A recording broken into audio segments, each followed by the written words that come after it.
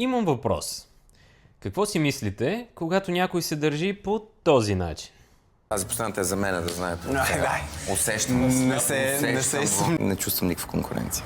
Не чувствам никаква конкуренция като цяло, да бъда откровен, но нека да има игра. Айде. Вярвам, че спечеля. Важно е за мен да победа днес, да покажа кое е алфата тук. Като отидем в Шри-Ланка, ако не се спазват тези правила, ще ги заявя още по друг начин.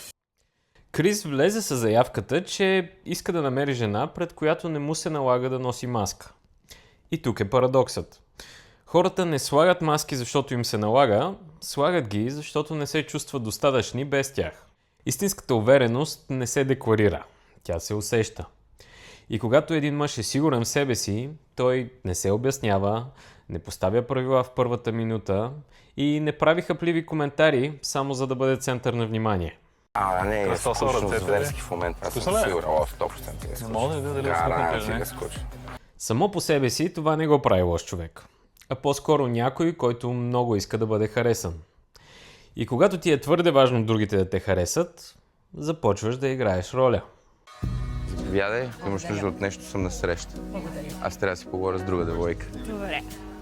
Не си вперена рокля, но тази повече ми хареса. Вау.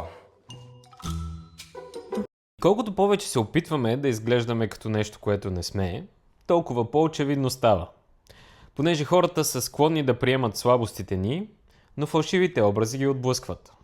И може би въпросът не е дали Крис носи маска, а колко често самите ние го правим, когато искаме да изглеждаме по-уверени, по-интересни, по-желани. Защото, как мислите вие? Краля, който трябва да напомня, че е крал, крал ли е наистина?